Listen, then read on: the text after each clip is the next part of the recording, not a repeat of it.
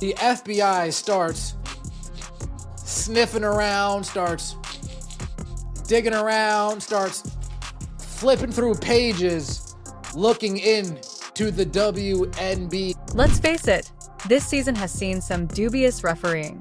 This is the type of thing when everyone watching says, wait a minute, why isn't it a foul? Finally, there is an explanation now.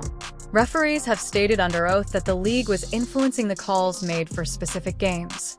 And they said that Cathy Engelbert's office provided the instructions. And in the midst of it all was Caitlin Clark, the league's top attraction, the rookie drawing record numbers, and the person who introduced the WNBA to millions of new fans. However, she is unprotected and somehow takes the brunt of the blows. This is where it becomes even more significant. Stephen A. Smith made it clear after the NBA gambling arrests. You shouldn't be surprised if the FBI investigates the WNBA after the NBA. Why am I glad you're here, Monica? Because don't be surprised if the WNBA is next on his list. Oh, yeah. Oh, yeah. Don't be surprised if the WNBA is next on his list. Yep. Don't be surprised. Therefore, poor officiating is no longer the only issue. This might be the beginning of something far more significant. Let's discuss the current situation. The news didn't seem like a leak when it originally surfaced. It resembled a detonation.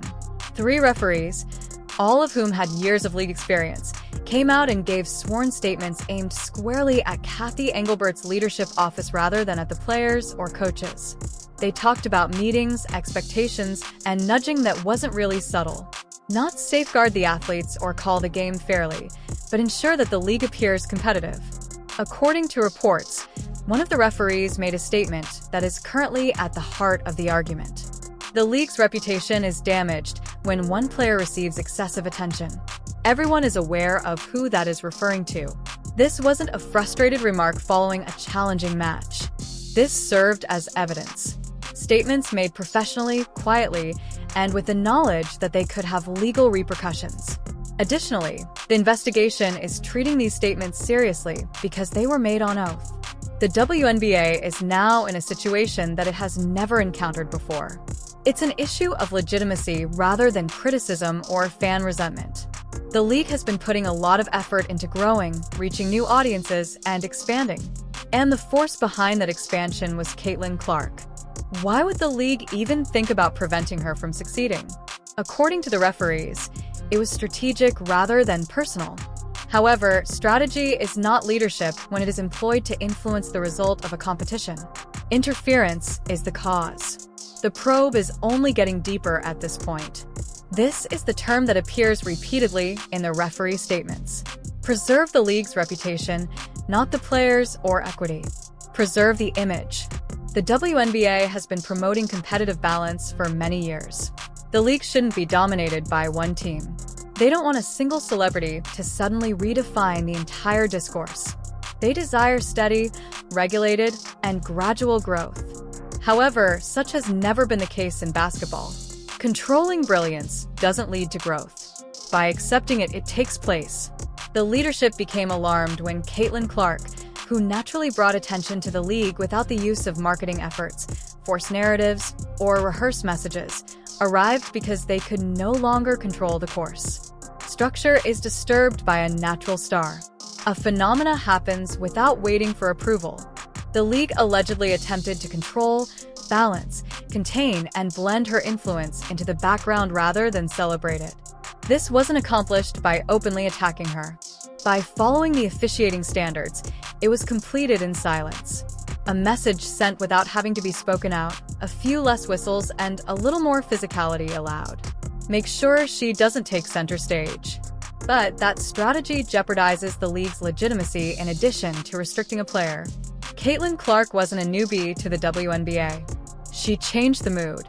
Games had consistent attendance, good audiences, devoted supporters, and little attention before to her entrance. But everything changed the instant she set foot on a WNBA court. The arenas were selling out. Previously $15 tickets were suddenly fetching hundreds of dollars. Night after night, those who had never seen women's basketball were tuning in. She was electrifying. She was fascinating. She possessed the kind of talent that leagues want to have. However, not everyone acknowledged her influence. A few seasoned athletes felt overshadowed. A few coaches didn't like how the story abruptly changed. Additionally, the referee's statements indicated that the leadership felt intimidated by the rapid shift in the focus.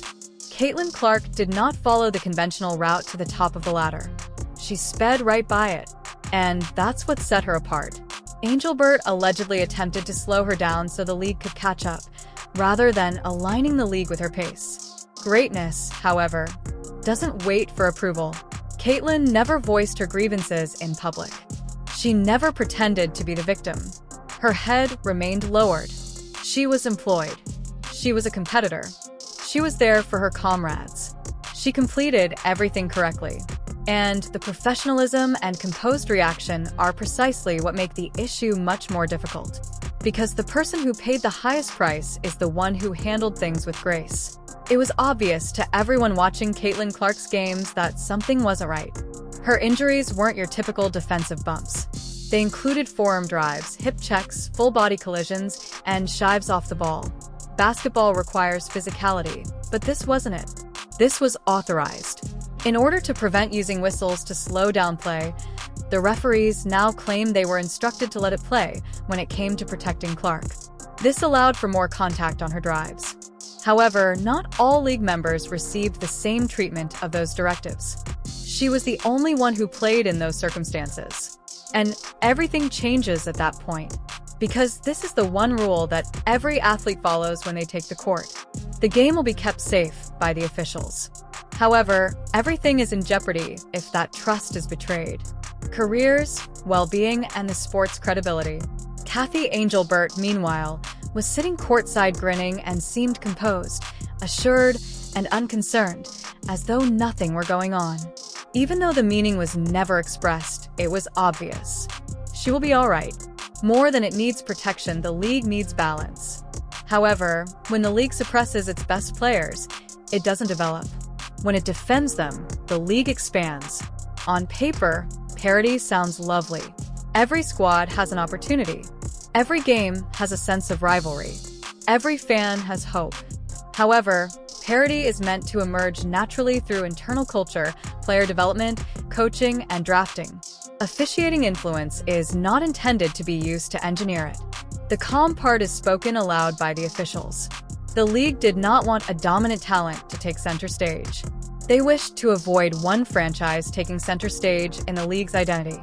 Although it occasionally does, they didn't want the WNBA to seem to be centered around a single player.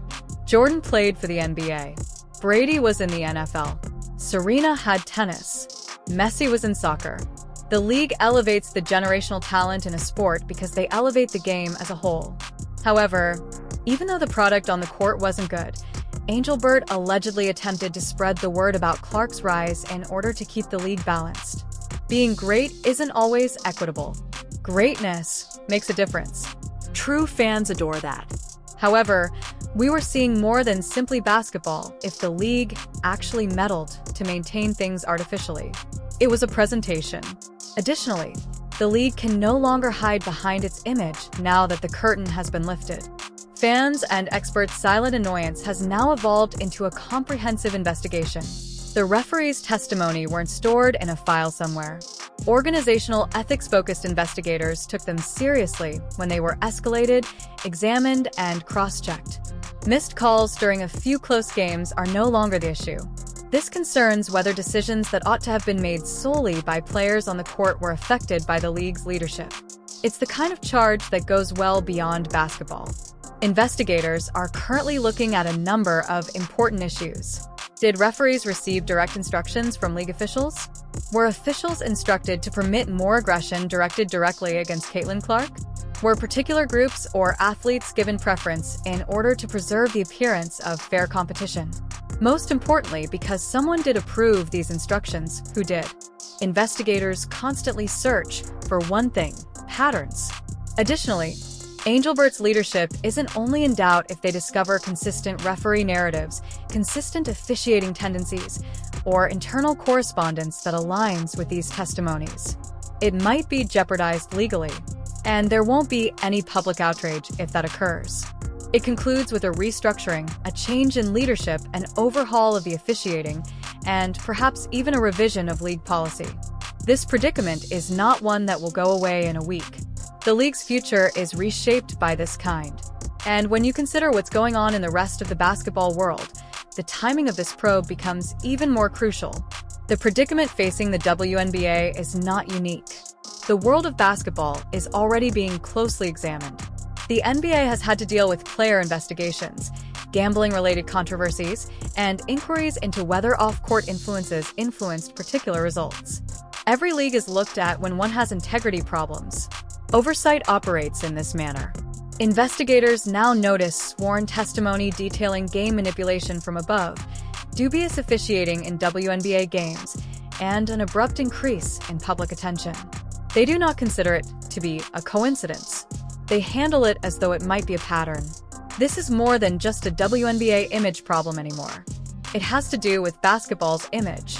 Furthermore, preserving the sport's reputation is more important than preserving any one commissioner.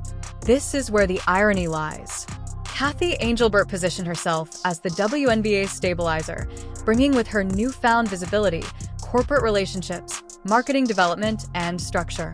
Indeed, she did contribute to the league's financial growth. However, if the object was subtly shaped on the floor to attain that stability, it was control rather than stability. And that distinction is significant, because leagues don't gain credibility through speeches or advertising. They gain trust by acting fairly. And that trust is at stake right now. The size of the discourse shifts when Stephen A. Smith speaks on national platforms. It shifts from arguments about basketball to national issues.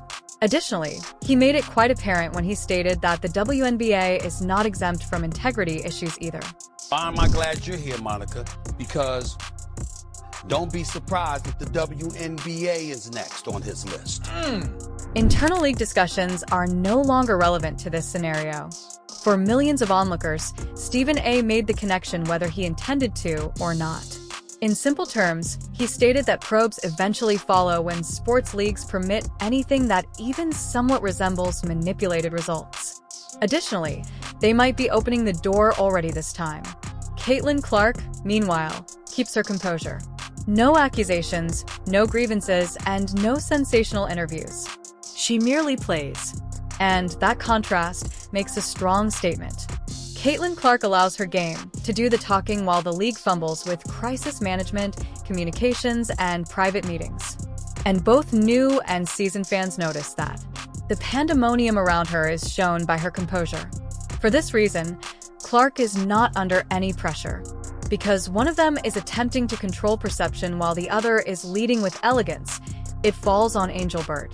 Out of those methods, only one is able to endure the truth. At this point, everyone is looking back at the WNBA Finals from 2024. The Minnesota Lynx will play the New York Liberty. It appeared to be a challenging, competitive series at first glance. However, slow down the tape and examine the officiating when you revisit the important possessions. There are some things that are hard to ignore. Clean blocks are referred to as fouls. Clear contact was determined to be incidental. Whistles, not execution, shape momentum swings. This didn't seem like a game that developed organically. It appeared to be influenced. Then there's the image that supporters continue to bring up. During the finals, Cathy Engelbert stood courtside wearing an outfit inspired by the cityscape of New York. Not unbiased, not taciturn, and not suitable for a commissioner who professes to be a leader without bias. Never should a commissioner seem to support a team. Not in look, not in messaging, not in symbolism. However, Engelbert did. Referee testimony now implies that officiating may have been impacted by leadership. That dress is more than just a dubious wardrobe selection. It takes on context. Additionally, meaning is altered by context.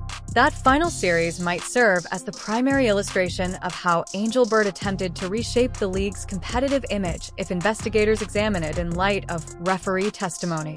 Because the product ceases to be competitive when narrative takes precedence over justice. It turns into a presentation. The WNBA is currently facing a pivotal moment that will shape it for decades to come because it is no longer about a single player, series, or commissioner. It all comes down to trust. Do spectators believe that the competition they are witnessing is genuine? Do athletes have faith in their safety when they on the court? Do coaches believe that execution, not persuasion, determines results? If the response is negative, there is a fundamental crisis in the league. What comes next, then? Engelbert is likely to be fired or compelled to quit if the inquiry validates these referee comments. The officiating system will have to be completely redesigned. It will be necessary to make transparency a mandate rather than a catchphrase. The players who improve it must be welcomed by the league rather than suppressed. This is the most important aspect. None of this was ever requested by Caitlin Clark. She didn't ask to be treated differently. She didn't voice any complaints. She placed no blame on anyone. She did nothing but play.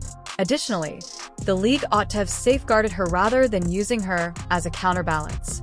The question now is for the league, the players, and the fans. Is Cathy Engelbert still in charge? Or is it time for leadership to safeguard the game rather than manage its reputation? The solution is obvious if you think fairness is important. Silence is not necessary for the league. It requires responsibility, and responsibility starts